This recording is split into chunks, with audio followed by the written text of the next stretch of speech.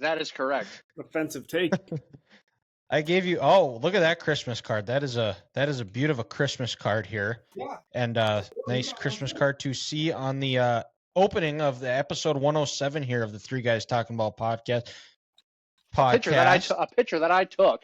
A picture that Grant took. Jeez, they must have been desperate. Buddy. Desperate or cheap, and they didn't want to spend money on a professional photographer. Photographers are expensive. We bypass that. Yeah, that is true. I've been told, anyways. But episode 107, guys, what is going on? How what was the weather like over in the cities today? It was 60 degrees in Dickinson. It was a beautiful day today. No, it's 50 degrees today. God dang. I like this. I like this calmer weather, calmer winter or milder winter that they say we are going to have. Knock on wood. Hopefully it continues. Big global warming fan. Yeah. If I'm not mistaken, isn't it El Nino? Is that the word we're looking for? Yeah, it's like causing it to be warmer. Yeah.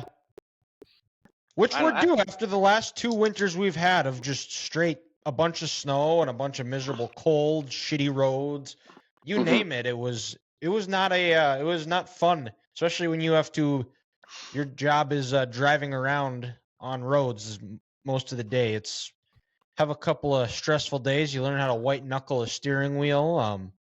But made it through. Didn't go into the ditch at all. Knock on wood. Hopefully that continues for another winter. Hopefully I don't have to come into a situation where I really got to deal with it. But guys, college football playoff. The college football playoff matchups are set. Michigan, the 1 seed, playing Alabama. The 2 versus 3 is Washington versus Texas. And, the first time that this committee has actually been forced to make a real decision outside of the very first year, which I guess is fitting, the first and the last, where they actually had to sit down and discuss decisions of, going back to 2014 in the first committee was who do you put in?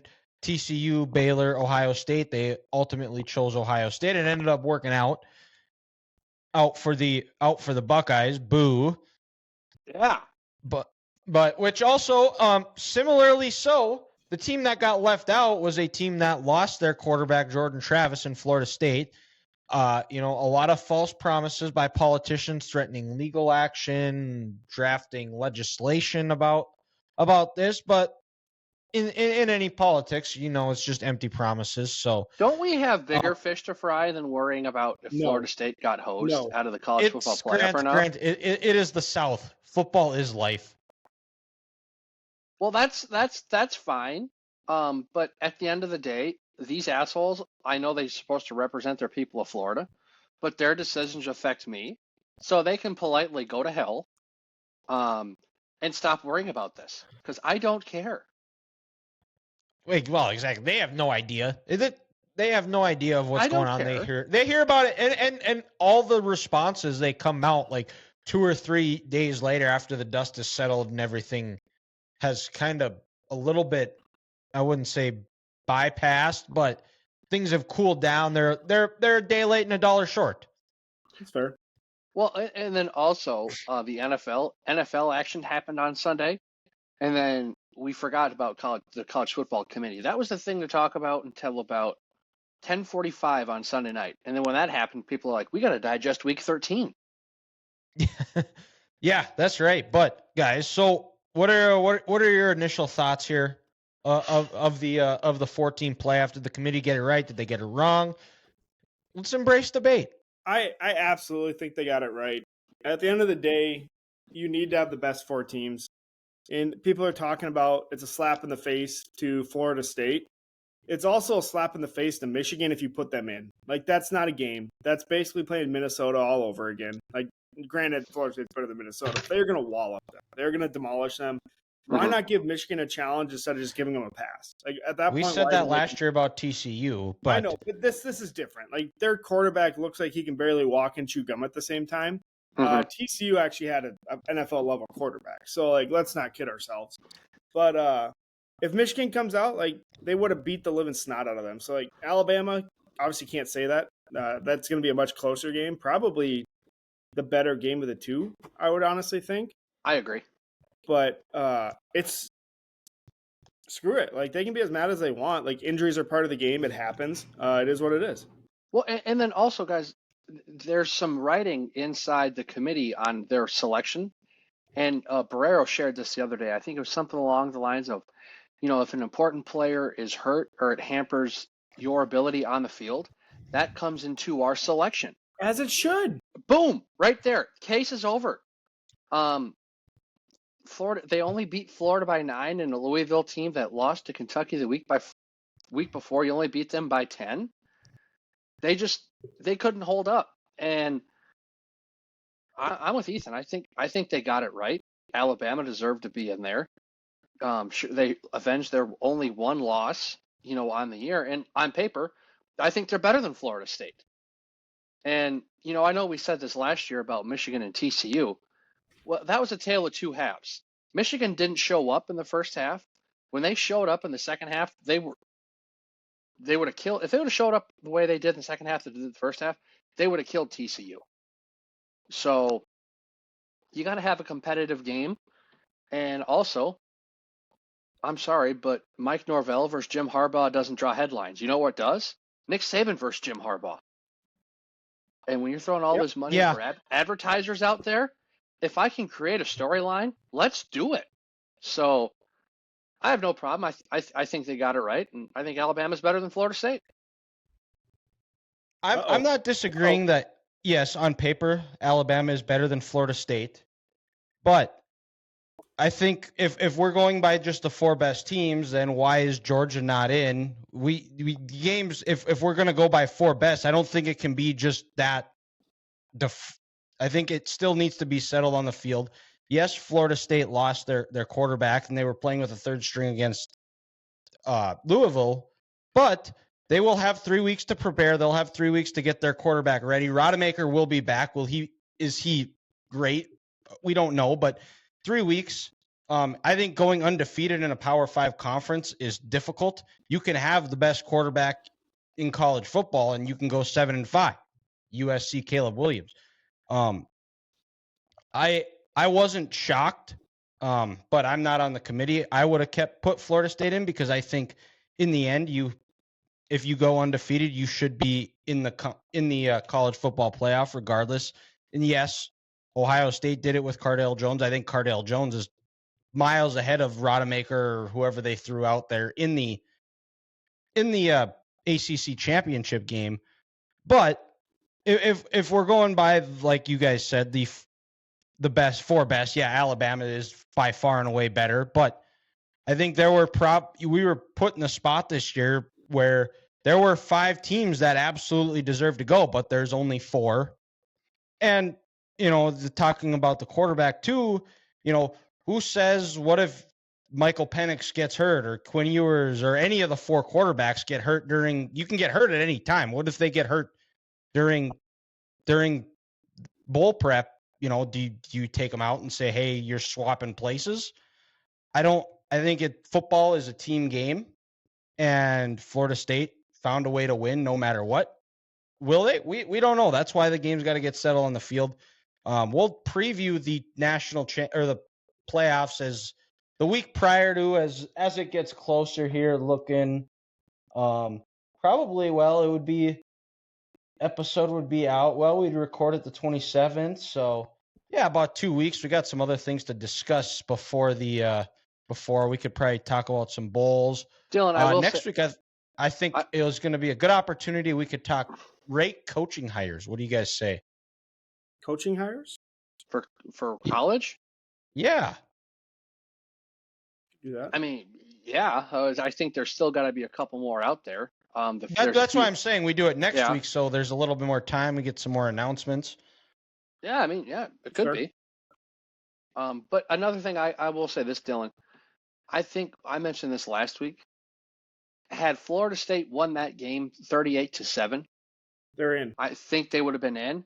Ohio State got in with a backup quarterback because they put up 59 on a good Wisconsin team. Style points matter. This is an instance where Kirk Ferentz, you're wrong. Style points do matter in the eye of the selection committee. So I think that also was going against Florida State too. They didn't make it look good. It could have.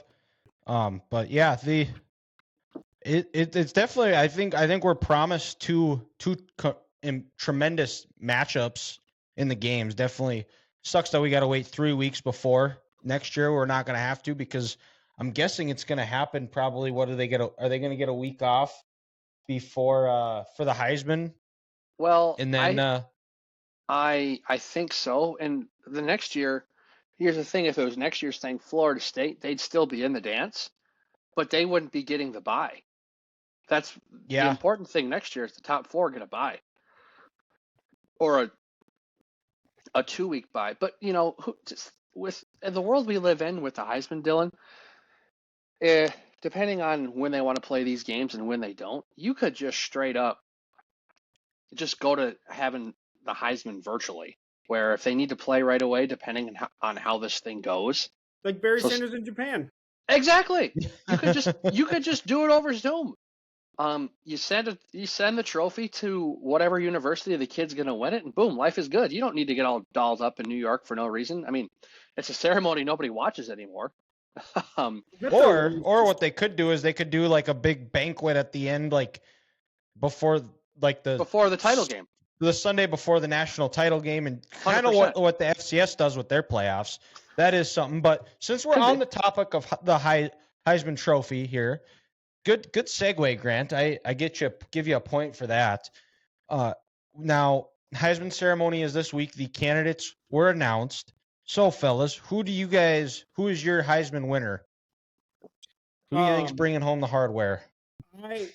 I might be biased considering Grant bet on this guy, but I'm going Marvin Harrison Jr. The numbers he put up this year McCord's okay, not a great quarterback. I'd say above average. He was unstoppable. Like even the game versus Michigan, I think he went over 100, had at least one touchdown.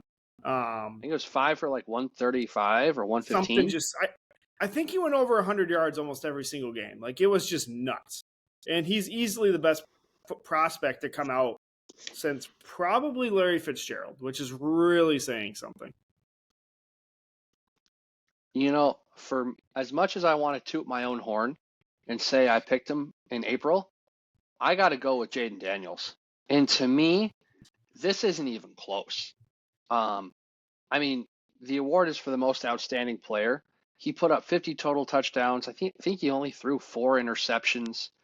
He, I think 500, almost 5,000, 4,800 yards of total offense. Like it's not even close. Like people's argument that Michael Penix Jr. should be in there because his team is undefeated and they won the Power 5. Blah blah blah. Congratulations. That's a Washington team award, not an individual team award. And Jaden Daniels' stats are just so much better than everyone else, and he was so dominant. Don't give me this whole he was on a 9-3 team. No, this is an individual award, and if it wasn't for Jaden Daniels, LSU would be 6-6. So I'm gonna go with the quarterback down in the Bayou. Give me Jaden Daniels. I was gonna go with him, but I wanted to be biased for you, Grant, so you didn't have to be. And I appreciate that, sir. Yep. Yeah, Mercury Sable Marv is not going to be winning the Heisman. It's going to be Jaden Daniels.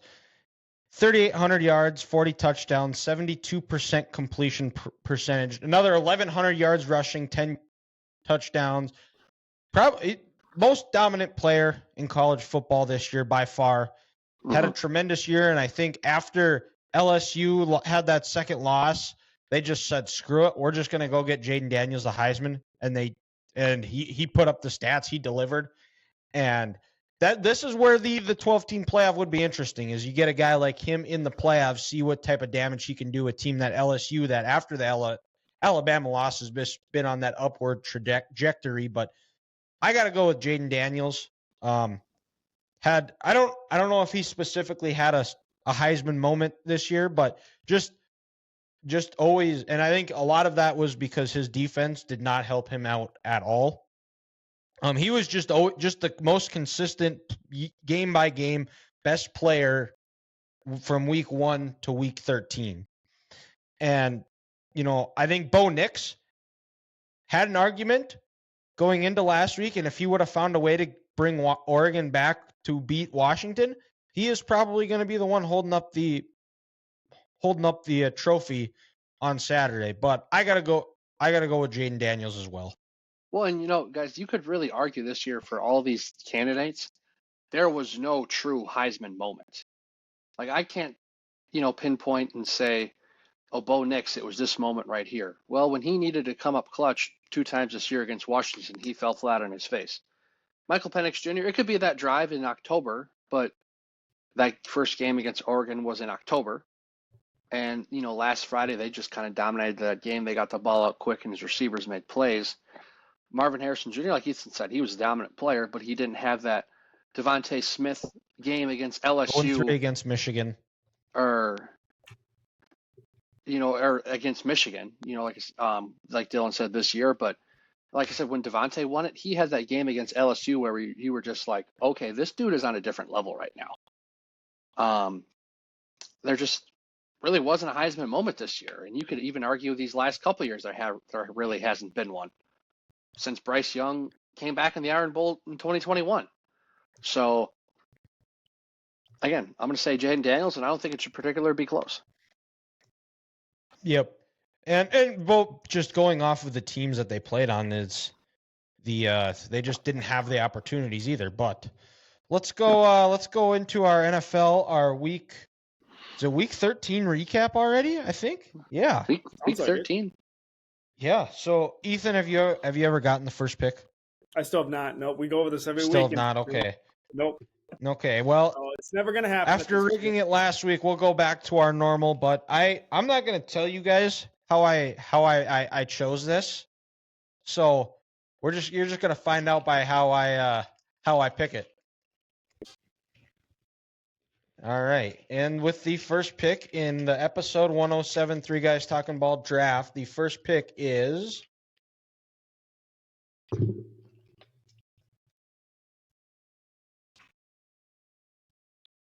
Ethan Price. He cheated, but it's fine. I win. Did not cheat. Second pick is lucky 13 for Ethan tonight. Yeah. Me. And Grant, you're the caboose. Coming up in the rear tonight. Now, do you guys have a guess of how I picked this? Of how I came up with Ethan for the Lions, me for the Vikings, Grant for the Bucks? Would it be 8 hours away or something? Nope. It was I chose this based. Ethan was the Lions? Yep. And Dylan, you were the Vikings? Yep. And I was the Bucks? I got nothing. I'm trying to come up with something, but I have no fucking idea. The last team they beat in the playoffs? I have no idea. No, No. So I chose it based off of if you guys weren't fans of your respective teams, who you would be fans of. And I know, Ethan, I remember you at one point did say that you would be a Lions fan if you weren't. Yep. So me, I think it's pretty obvious I'd be a Vikings fan. And then Grant, I had no idea, so I just went with the Bucks because you go to Tampa quite a bit. So and you have a Tristan Wirfs jersey. And I do have a Tristan Wirfs jersey. Am I right in that, or who would be the team you'd cheer for? Hold on, give me a second here. Oh boy.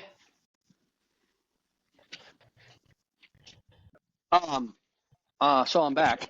Oh, there it is. Thanks, Caleb. Thanks, Caleb, for the hat. Pewter and red all day. I do go to Florida all the time, Dylan, but I think just off of the style and how this team plays and how I like with their philosophy, I'd say the San Francisco 49ers.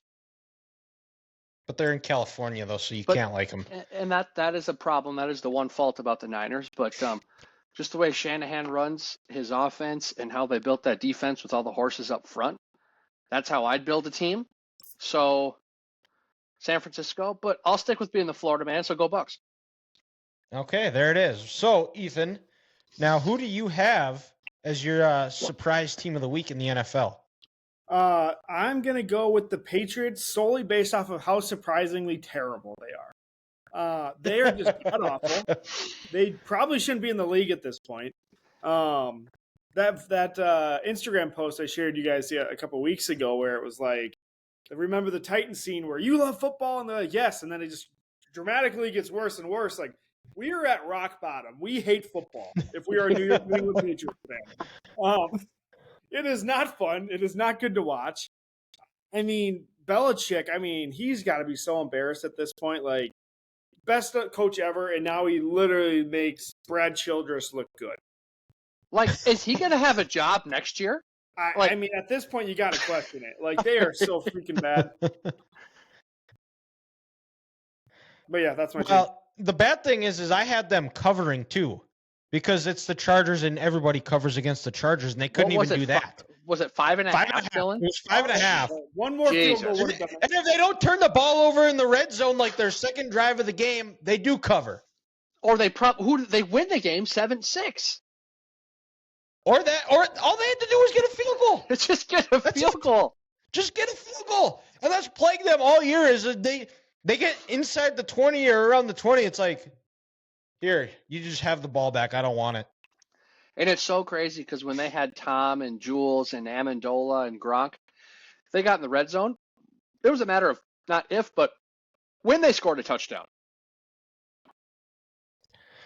And now they can't do anything. They're allergic. Jesus, they look like the Iowa Hawkeyes out there. It might be worse. It might be worse. It could be worse. But hey, congratulations to Phil Parker on Defensive Coordinator of the Year. He deserved it. When Joel Klatt had to come out with that nonsense, sorry, Dylan, that it was the Michigan coach, I was like, that is so dumb. That Michigan team was loaded top to bottom.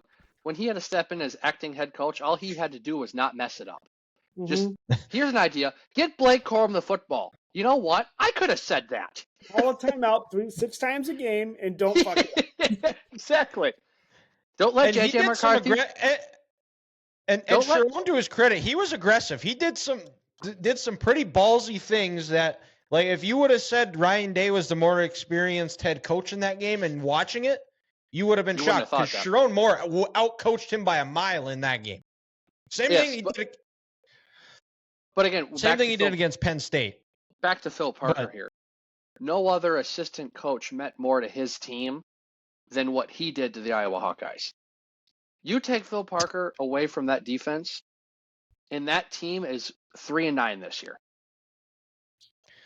Buddy, maybe 2-10. Maybe 2-10. They might not win a game. It was. He so deserved that award, and he deserves a pay raise. And I don't understand why no other coach in America has gone after him. Like, yeah.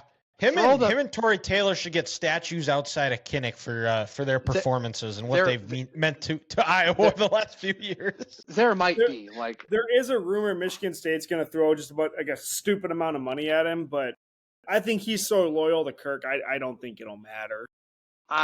Michigan State already hired their head coach too, defensive coordinator.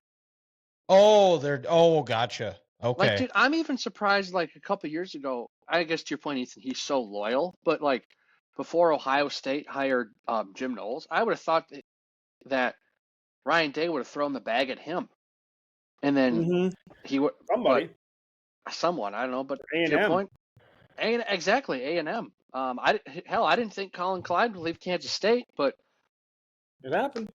Money speaks, but. I don't know. I think you're right. I think Phil he's too loyal and he ain't going anywhere. Yeah. But back to the NFL here. I'm up. And I'm going to go I bounced around. I was not paying a whole lot of attention to the NFL on Sunday. It was a bad week. It was. But and then the one game I wasn't able the one game that was supposed to be good was a blowout, and I didn't get to watch much of it either because I had to be somewhere else. But I'm gonna go with the Cincinnati Bengals. Jake Browning adopted the Joe Burrow method of F it, Jamar down there somewhere. 32 of 37, 350 yards, touchdown. I thought Zach Taylor did a heck of a job calling the game.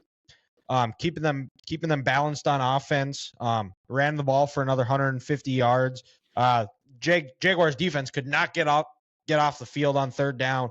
Not allowing that pass rush to pin their ears back and just get after Jake, which what you want to do with a backup quarterback, an inexperienced quarterback. So that's why the Bengals are my team of the week. On the road in Monday Night Football, big stakes. Everybody was writing them off. Their season was done with Joe Burrow being out, but credit to Zach Taylor and the rest of the Bengals for finding a way to pull out a win. Yeah, so I'm up here. I'm gonna have to go with the Indianapolis Colts on Sunday, getting a big dub down there in Nashville, getting to 7-5 on the year. And the one coach we're not talking about enough is Shane Steichen. D'Amico Ryans is getting all the credit in the AFC South. Now, what Shane Steichen and his staff are doing is truly incredible. And the offseason signing of Gardner Minshew is absolutely huge. Let's call a spade a spade. Anthony Richardson goes down with a shoulder injury. We're like, oh, they're done. Write him off until next year. They'd have no offensive weapons. But Shane brought Gardner in. He was comfortable with the system last year in Philadelphia. And, Gardner played great on Sunday. 312 yards, 2 touchdowns, no picks. He had 1 fumble. And also, Michael Pittman Jr. is becoming a stud right in front of our eyes. I'm really excited. Really good. Yeah, he's really good. He's becoming a 1 in Indy, and the future is bright. I mean, if they can get another receiver and AR-15 comes back next year, watch out. But yeah, got to give some love to Shane Steichen and the Colts for this past weekend, getting 7-5, and if the season ends today, they're the 6th seed, playing in Kansas City. Ooh, dicey. Okay. Mm-hmm. And so funny story about that, Grant, because last week when I said that I had the Colts and Titans as a throwaway game, that's funny how things come around. Is that they were your team of the week. Yeah. And after that game, my dad calls me and goes, "Yeah, D, the Titans aren't making the playoffs." No, they're not, and they might be looking. Well, we got your told you so, Dad. Yeah. And they might be looking for a new head coach, because if I'm Vrabel, I'm getting out of Nashville. That place is a disaster. But they get new stadium soon. That is true. New stadium soon? That's going to be a hell of a stadium, too. It will be pretty nice. Yeah. And Grant, then, I guess let's just go over to a disappointing team. Who do you got for that? Oh, boy. I have plenty of options to go with here. Kind of as a joke, I put down the Patriots just in case I went third. But Ethan already covered that, and they're so bad, I'm not going to waste any more time talking about those assholes. But I'm going to go with the Philadelphia Eagles here, guys. Shane Steichen was their offensive coordinator last year. And you know what? I think Nick Sirianni in Philadelphia miss Shane Steichen. Because Brian Johnson right now looks like he's not trying to run an offense. He's trying to get Jalen Hurts the MVP. And it's hurting the Philadelphia Eagles. What have Ethan and I pounded the table for the last 3 weeks? Get DeAndre Swift the ball. They come out on Sunday and they throw it with 13 of their first 15 plays. They get the Reds. They can't finish in the red zone. Their defense can't tackle in open space. Their secondary is an issue. Kevin Byard trade is not looking too good right now. Their pass rush just wasn't there. And Dylan, like you said, Nick Sirianni in his punchable face, he spent more time talking about the disrespect that San Francisco was throwing their way after last year's game than getting his team prepared to play in this huge game. And like what Ethan and I said last week, eventually Philadelphia is going to play with their food, and that food is going to bite back. San Francisco bit back, and they learned that hard on Sunday. The game of the year, and they showed up flat, and they weren't ready for it. And they better turn it around quick, because they got a good team coming up on Sunday. So, disappointing team. I'm going to go Philadelphia Eagles. Okay. And I'm going to go down to I'm going to actually stay with the team my surprise team was playing. And I'm going to go with the Jacksonville Jaguars defense. They let Jake Browning look like Joe Burrow. They didn't even miss a beat with him in the game. They allowed that run game to get going. They couldn't get off the field on third down. And they had an opportunity to pull ahead into the division and kind of gain another game or stay or get up to be 2 games ahead, 2 I games up. believe, because I believe Houston and 7-5 they're has 7-5 also. and they're letting Houston stick around And the Colts. to believe. Yeah, that's secretly a really good And the Colts. division. Because right now, which is a division we thought that was going to be the Jaguars, and it wasn't even going to be close. Mm-hmm. Because boys, right now, the season ended today. The Texans are out, and the Colts are in. And I think they still play. They play Week 17 here, boys. Ooh, Yeah, a good one. I think they do. Or Week 18, sorry. Because it's Colts Titans this week, but yeah, and it's just Jacksonville is just that frustrating team to watch where the talent is all there, but for some reason they just can never get it turned on at the same time, or never put a complete game together. And the offense put up 31 points or 28 points. 31. 31. Yeah. Offense put up 31 with a defense on paper that if you score 31, you should be able to win the game, but didn't happen. Jaguars defense is my disappointing team of the week. Well, Dylan, also, besides that magical run in Philadelphia that one year with BDN, this is kind of what Doug Peterson coach teams are. They have moments where they're great and they're ascending, and then they have moments where they're up and down, and you can't figure them out. Like, he started out, 5-0 or 3-0 in Philadelphia. Everything was good. Carson Wentz was going to be the MVP of the league. Then they couldn't get it going there. The year after they win the Super Bowl, they start Foles their first 3 games. They bring Wentz back, up and down. Carson's out. The following year, Carson with no receivers throws for 4,000 yards and wins the division. Got speared in the playoff game, and then it fell apart the year after that. But this just is what Doug Peterson coach teams are. Streaky and frustrating. Unlike what Big Cat says where they're frisky and fun, they're streaky and frustrating. that is a good one. I'm going even more specific than Dylan. I'm going the Commanders secondary. Ooh, good one. Ooh. Tyreek Hill is fast as shit. He's easily the best player on the field. Not only do you give him 5 catches for 157 yards, you let him score 2 touchdowns of 60-plus yards. Like, what are we doing? If you're the safeties, I could even get more specific. The safeties for the Commanders, why the hell do you not get deeper than him? Like, this is not rocket science. Like, it's not hard. Like, the dude is basically a Corvette on steroids, and you still let him go right past you. Like, it's truly incredible. Well, what's the more hilarious? What's the more hilarious part about that, guys? Their assistant head coach was with Tyreek for 5 years, 6 years in Kansas City. Mm-hmm. How does Eric Bieniemy not get in the ear of Ron Rivera and whoever their interim defensive coordinator is and say, "Hey, let's find number 10 and double team him. He's pretty freaking fast." Well, Grant, I don't know if you watched Hard Knocks last night, but they talk about it's like the first play of the game, and they go, and Mike, whoever is talking to Mike up in the booth, they're shading the Jalen. Oh, all right, I like this. And then it's like the first play over the top touchdown. I was like, oh yeah, that's a good strategy. That's so why and this is why we've been saying forever that Ron Rivera just needs to go. He's really bad. Yeah, he's all but fired. But he'll be working for CBS or Fox next year. Yeah, he's done. And let's go over to Told You So team of the week. And I guess Ethan, we're sticking with you. So who do you got for your Told You So team? I said before the year the Steelers weren't going to make the playoffs. I still stand by that. They very well may be 7-5 or something now, but they are not a playoff team. Matt Canada firing, yes, they had one good week after that. They're right back to crap. Getting absolutely shit stomped by the Cardinals is unacceptable. Anyone that gets shit stomped by the Cardinals should not be taken serious as a playoff team. Let's just put Dallas. Outside of Dallas.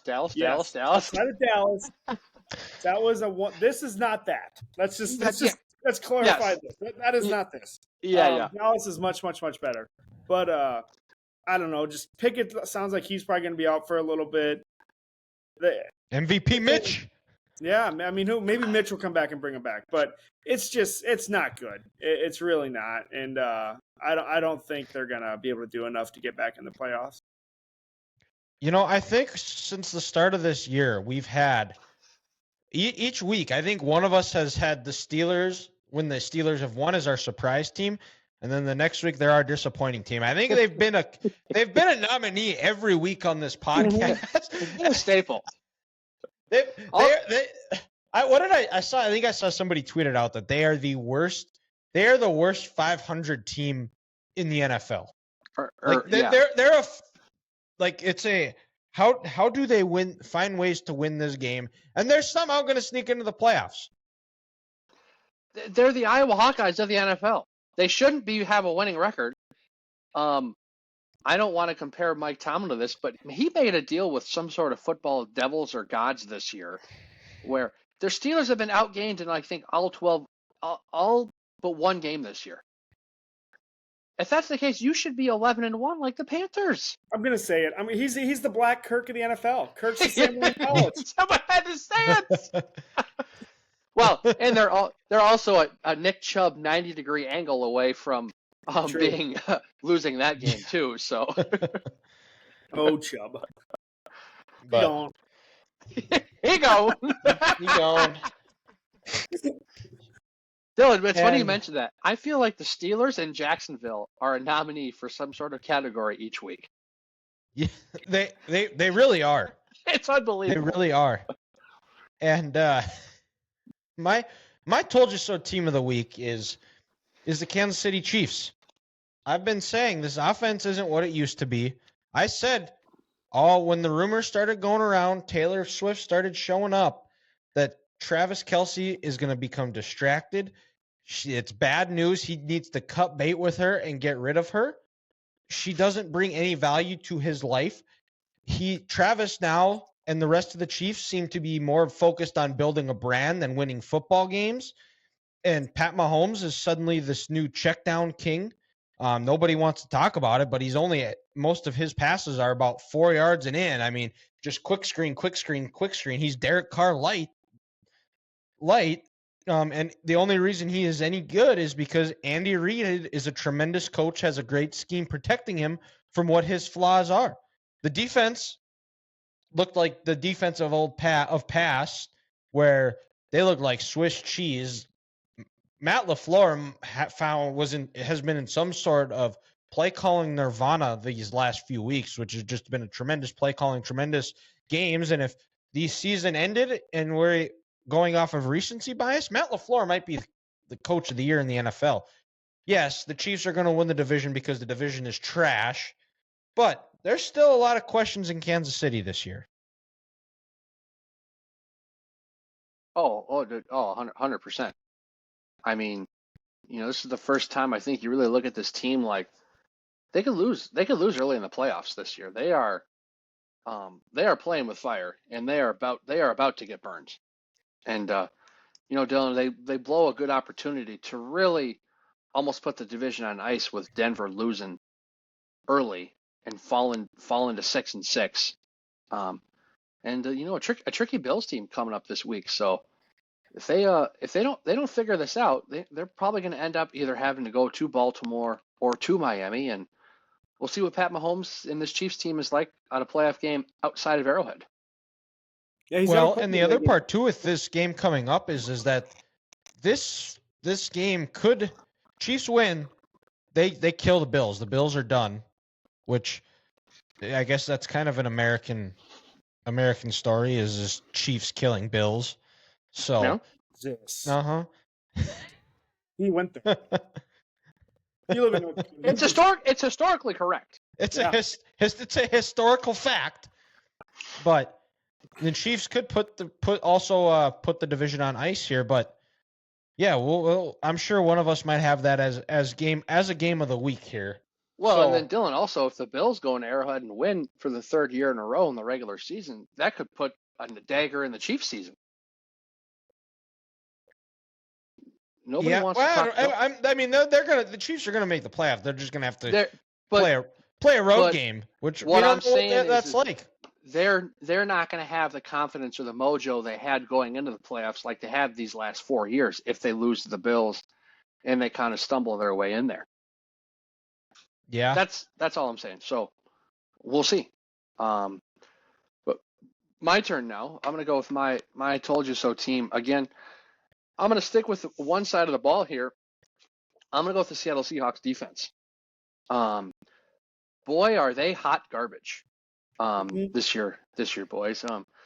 Coming into it, I thought Seattle would be a playoff team. I didn't think they were anywhere near with San Francisco, and there was no way they were going to compete in the NFC West. But I didn't think the Rams would be able to compete the way they are. But this defense just lets them down week after week after week, and that's something we're not used to with the Pete Carroll coach team.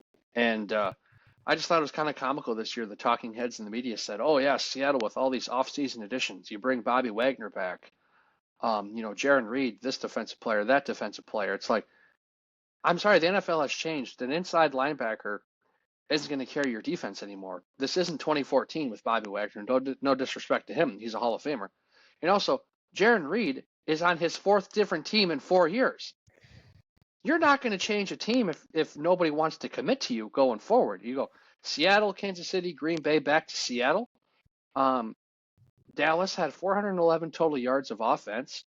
They got another 136 on the ground. And the worst part, Seattle gave up 27 first downs. And, sure, Devin Witherspoon, he's having a great rookie year. He very well might be Defensive Player of the Year because he's got more splash plays. But I'll say this again. This is the team that could have drafted Jalen Carter and should have drafted Jalen Carter. If they would have done that, they wouldn't have had to give up a second-round pick in this year's draft for Leonard Williams, who's a shell of himself. I understand he had a sack the other night, but he's not changing your organization. And the Russell Wilson trade is over. They don't have any extra picks now to build this team up, and they look light years behind where San Francisco is. So, yeah, this Seattle defense for me was my I told you so team because they're just letting them down up there. And it's pretty bad too when we did our we did our mock drafts this year, and I'm pretty sure I had Seattle taking a corner because that's what Pete Carroll does, even though they needed a pass rusher or somebody up front, but they chose to go away from him and pick and take Witherspoon, who is a good player, but I mean, if you can't get to the quarterback, it's pretty useless at this point. But and again, I'm not saying you can't get a difference maker in the cornerback position in the first round. Jalen Ramsey, of course, and Patrick Peterson, and even Trent McDuffie for recency bias here with the Chiefs. But also, I'll stick with the Chiefs. You got L'Jarius Sneed in the 4th round. Jalen Watson was a 7th round pick. Joshua Williams was a 4th round pick. If you can get big, talented defensive linemen who can move people in the top 10, that's what you need to do. I don't care. I've said this a million times, and I'll say it a million times again. We protect our quarterback, and you attack the other team's quarterback. And with Jalen Carter, they could have been doing that in Seattle, but they chose not to. And it's their loss, and it's going to haunt them. Yep. And let's go over to something that still probably haunts the city of Detroit. The Barry Sanders documentary is on Amazon, which is tremendous. Go watch it. We're going to do a review of it here. And I thought it was really cool. None of us were able to see him, or he retired when we were at the age of about 3 or 4. So none of us probably really remember watching Barry Sanders play. Seeing the highlights, I'm pretty sure he also got RG3's knees, because the cuts that dude made, the shiftiness he had is unlike anything you will ever see.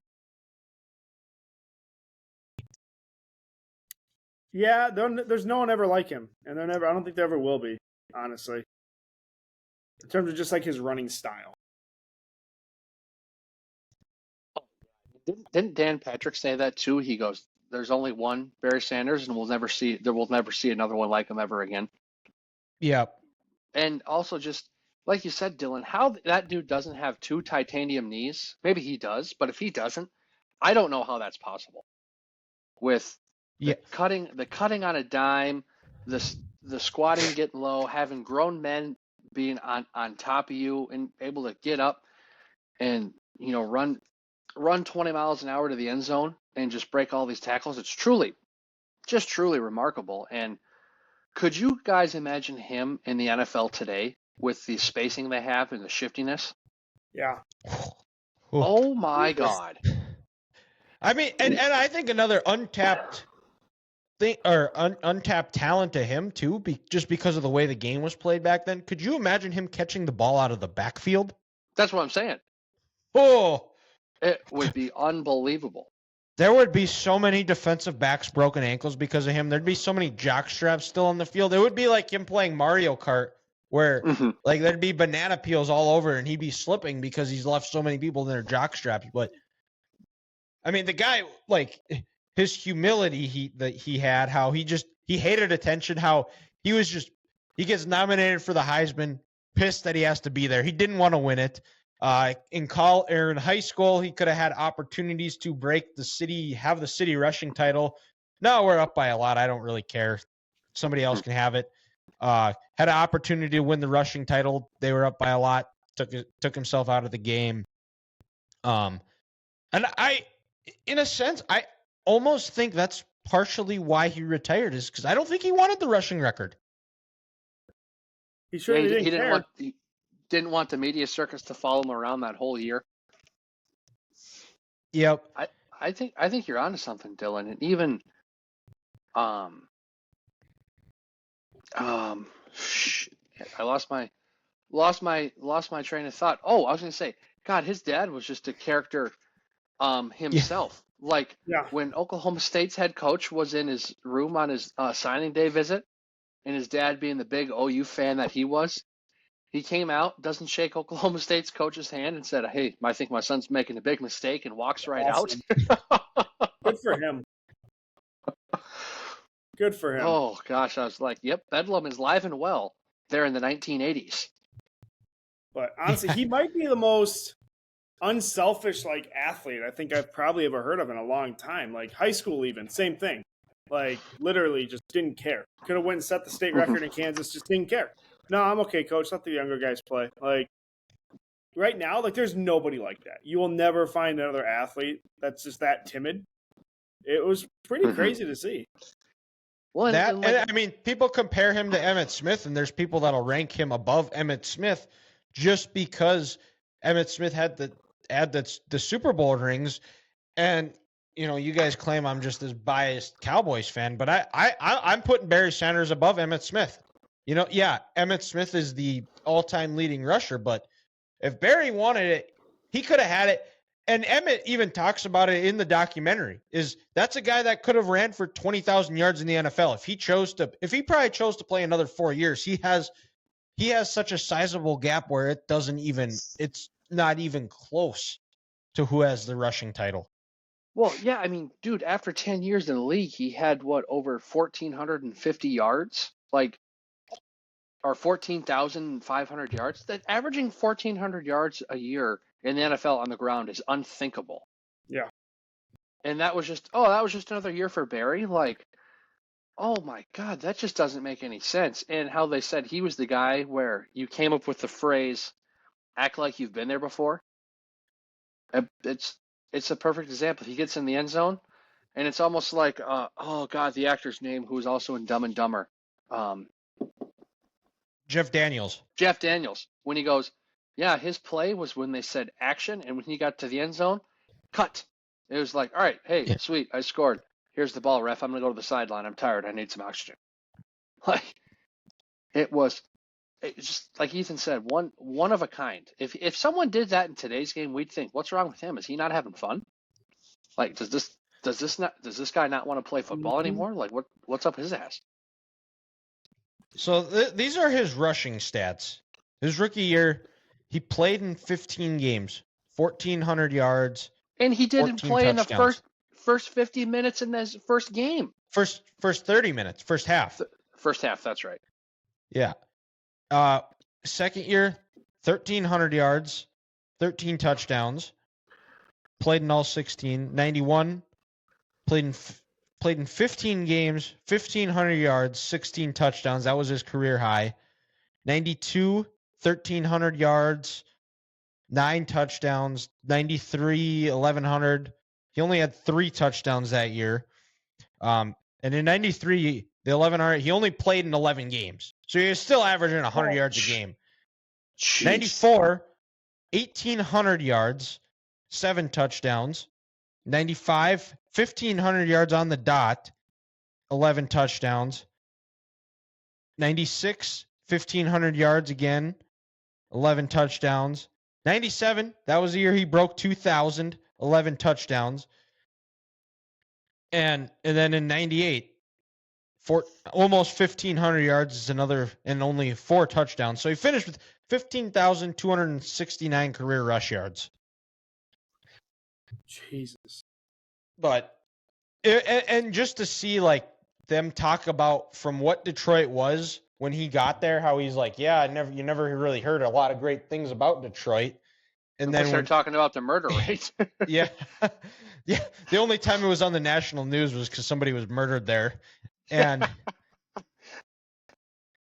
and people talking about how what he meant to that city. And then when he retired, how it was like a divorce.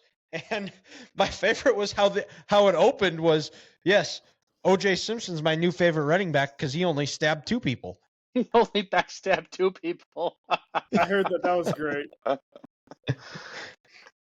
But I did text you guys for give you guys an assignment here to text your guys' dads about what they remember about Barry Sanders. So what did Daryl and Craig say about Barry?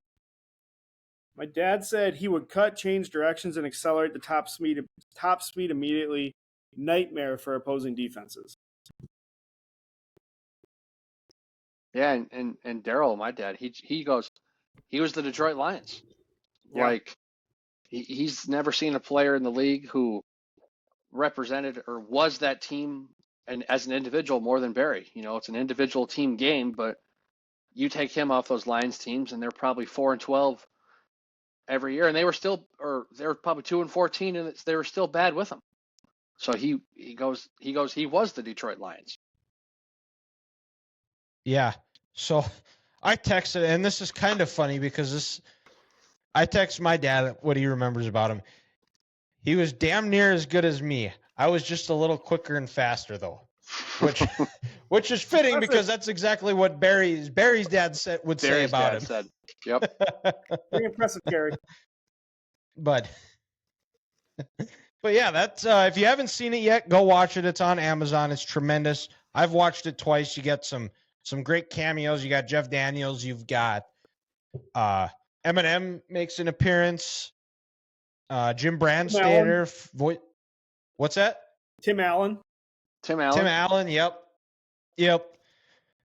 Dylan's girl, Jamel Hill. Is that her name? Yeah, Jalen Rose. Yeah, my girl Jamil Hill. Oh yeah, big Jamil Hill fan. Oh, I'm getting sweaty just thinking about her. But someone get this guy a pillow. Yeah. Let's go back to the present day here, and let's go to the NFL Week 14. It is Week 14. NFL Week 14. And Grant, you're back up here now. What is your NFL game of the week? So I had a couple games down that were actually good games, but I'm going to totally pivot here and do a 180. Listen to this, boys. My game of the week here, it's going to be the Thursday night game, Pittsburgh and New England, just for this aspect here. I want to see how miserable Al Michaels is while he's broadcasting this game tomorrow night. It might be so bad he might have to eat a vegetable. He might have to eat a vegetable. He might straight up just walk out and say, I'm done. I'm going to retire. Kirby, you got this. You can figure it out. You're the football guy. Some of these Thursday night games. Or that might turn him, after all those years of avoiding vegetables, he might become one. Exactly. There's been a lot of these Thursday night games that have almost had Al stroke out. He's seen some wonderful sporting events in his day, and this might be the worst one of all. And the fact that he has to see the Steelers for the second time this year on a Thursday night is just awful. So I'm here for the Al Michaels reaction on Prime Video because they're going to be absolutely gold. Yeah, it's going to be so bad it's good. Hopefully, I think that's what we're shooting for with this one. And who knows? In the second half of this game, it might just become a, hey, I'm Al Michaels, and this is what I would do for my betting weekends, my bets this weekend in the NFL. I think the over-under, when I was looking this morning, it was teetering on an Iowa under. It was like 30 and a half, I think. Oh, Let's pound the under. Right now. Absolutely pound the under. Pittsburgh's 6-point favorites here. The over-under is 30 and a half, so it went up a point. Absolutely pound the under. Oh, big time. But my my NFL game of the week features my favorite team. It's going to be Cowboys versus Eagles. Battle for first place, battle potentially for home field advantage throughout. And Dallas, this is basically a must-win because Dallas, when they are at home, since Mike McCarthy's taken over, have developed a nice little home field advantage, something that you have not seen since they've opened AT&T Stadium. They have not lost in AT&T Stadium since week 1 of the 22 season when they lost to the Bucs. But for Dallas, keys to the game is they're going to have to run the ball effectively again. It seems like with the offensive line, they seem to be gelling more. They've been running the ball a lot more effectively, which has led to more efficient trips to the red zone or the gold zone, as Mike McCarthy would say it. Big thing. So would Nathaniel Hackett. Yes. No turnovers in the red zone, or no turnovers in general. Dak's done a really good job this year of not turning the ball over. And then defensively, it's going to come down to, can you stop the run? Can you shut down that running attack of Jalen Hurts and DeAndre Swift? Most importantly, DeAndre Swift, because as we've said on this podcast, he is what makes this offense go. You have to make Philly one-dimensional, make it a drop-back pass game, because I don't think Jalen Hurts can beat you that way, because I don't think he can beat you with his arm. And Jalen Hurts, with him beat up, get pressure on him, make him uncomfortable, make him not don't let him get into a groove or make them where they're playing complementary football. Just wear them down, beat them up, and let the find yourself in first place after this. Put the pressure on Philadelphia. Well, I'm going to the East Coast. If you go to this city, there's at least a 30% chance you're going to get shot. But Baltimore, we're going Rams and Ravens. Good choice. Rams, 3 straight wins, 3-6. Thought they were dead in the water. 6-6, right in the thick of it. Baltimore coming off a bye, and I think it's going to be a great game. Kyron Williams coming back has been absolutely massive for the Rams. Their offense looks legitimate. And Cooper Kupp didn't even play well last week, and they put up 36 on a good Browns defense. So if Stafford can get time, I think he can pick these guys apart a little bit, and they'll be able to put points up. Can they stop Lamar is going to be the question. Yeah, that defense, it's going to be important because this is also one of those early West Coast teams coming across this country playing that early game. So does the jet lag have a factor on them? And like you said, Ethan, both teams are playing some of their best football. Playoff implications, the Rams are battling for a wild card spot. Ravens battling for that number 1 seed. Yeah, the Rams, guys, they're the 8 seed right now behind the Packers.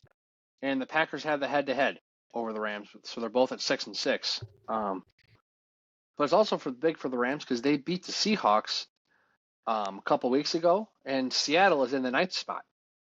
So they're behind the Rams. So, and funny, when I originally had my games for this week that I thought would be the game of the week, this was an option. But then I decided to go the Al Michaels Road of Misery, which sounded so much better. But good choice. Al Michaels Road of Misery. That's good. I like that. Mm-hmm.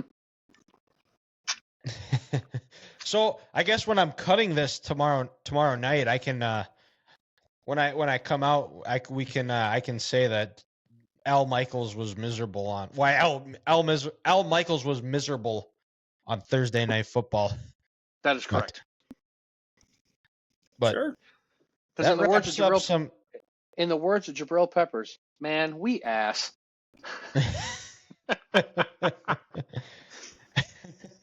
That's true. And wraps up NFL talk. Before we get to curveball of the week here, obviously got to talk. It's still FCS playoffs. Bison move on after the Bozeman block by Hunter Pontius blocks the PAT, which was a wild game, back and forth, all sorts of emotions. Bison find a way to pull it out, gets them a date with a team that beat them earlier in the year. And South Dakota's already scared, guys. I don't know if you guys have been paying attention, but they were revoking NDSU's tickets because NDSU they travel very well, and they figured out the password for if you join their premium package or something. They figured out the access code to get in and to purchase tickets. It was playoffs. NDSU figured it out. Word spreads on NDSU fan pages to playoffs is the password. And what do you know? They all of a sudden USD figures that out, and then they start revoking tickets. And now because they are scared, they're afraid. They knew that beating NDSU in the fourth game of the year was a one-time thing. That was their one luck card. It happens once every 5 or 6 years. They got lucky. And NDSU is on the revenge tour right now, and South Dakota is in their way.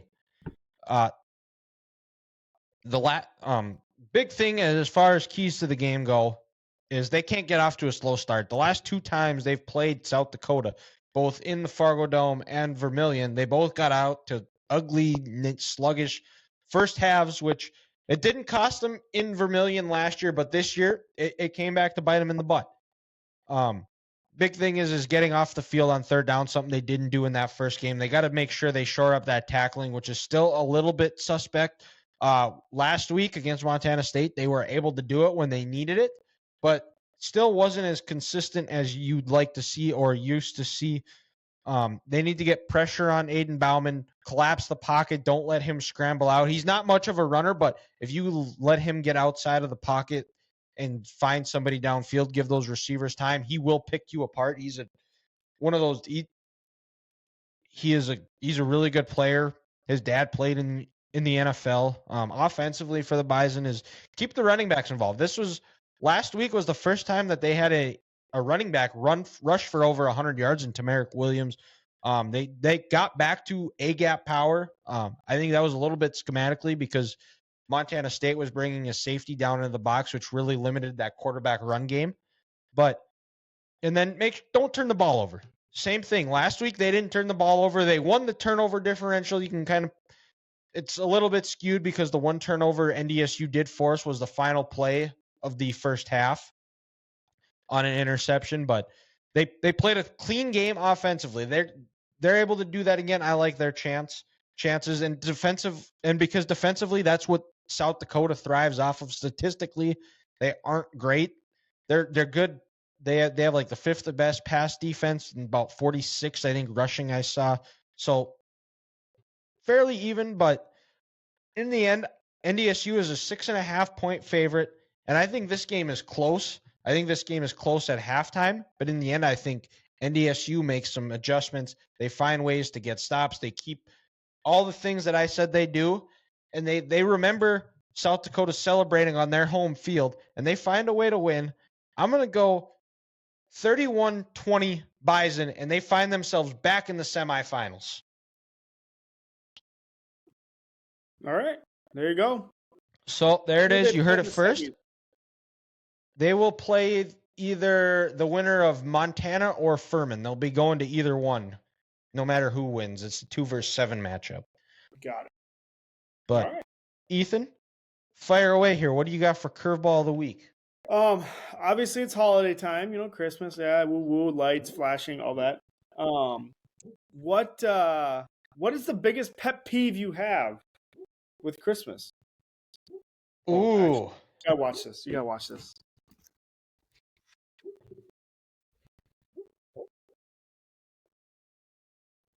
You hear him? Oh, he's dreaming. He's dreaming big He's time. dreaming.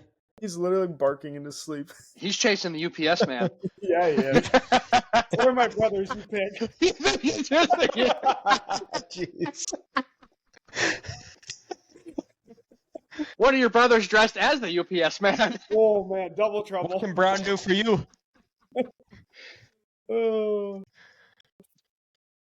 Oh my God. Pet peeves? Pet peeves on Christmas is when they start playing Christmas music before Thanksgiving. The fact that they have that's fair. Hallmark Christmas movies on in July, people just disrespect Thanksgiving. They've like, oh well, it's so much easier, but like after Halloween, like it's Christmas time. No, give Thanksgiving their flowers and the respect it deserves. And so my biggest pet peeve is Christmas music from after Halloween to Christmas. I think the acceptable time to play Christmas music is from Black Friday to New Year's. To New Year's after Day? that, it's done. Get it out of the system. You don't need to play it. No, that's fair. This I might come off as an asshole here, but it's like when you go to Target or Hy-Vee or Cub Foods or wherever, and the Salvation Army bell ringers, they give you that smug, arrogant look. Oh, like really? You hate poor people, Grant. You're Grant hates poor people. Unbelievable. These people are they just want to be able to give their kids something for Christmas, and you're just dumping on them. What? You are a sick, twisted individual. As we should. It's going to be like when they look at you like, really, you're too good to give like $1 or $2 in here? You know, ma'am, no, I'm sorry. I want to come in, get my stuff, and leave. Maybe it's cold outside and I got my hands in the pocket and they're staying warm. I don't want to have to get my hands out and get it cold. And I don't want you giving me attitude because I'm not giving to the Salvation Army. Mm-hmm. I'm sorry. It's don't act like you're better than me because you're sitting outside when it's cold, ringing a bell saying, hey, can you please donate something? Yes, I know you're doing it for a good cause, but don't act like you're better than me because you're doing it for this. We all know you're just doing it to take a picture to your Instagram to let everyone else know who has a Louis Vuitton bag that you're friends with. Say, hey, how good of a person I am because I'm ringing for the Salvation Army. Don't give me that. Your husband owns a $5,000 suit at home. It's a total PR move. So people who think they're better people because they ring for the Salvation Army, that's my pet peeve. I love Christmas lights. Actually, hang on. Time out, Ethan. Grant, you know what Ethan's pet peeve of Christmas is going to be? Is going to be the people that dump on that don't like that put their Christmas tree up before Thanksgiving. They play Christmas music. They think Christmas music should be played year round.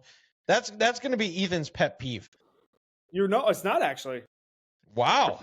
It's the frauds that call Christmas lights the shit that they put off on like a little projector off the ground and they put them onto their house. That is not. And they're not Christmas doing anything. They don't put up the work. You do not put the effort in. You do not make your house look pretty. It looks Correct. lazy. And yes, Craig, I am calling you out. I hope you hear this. You need to change your past.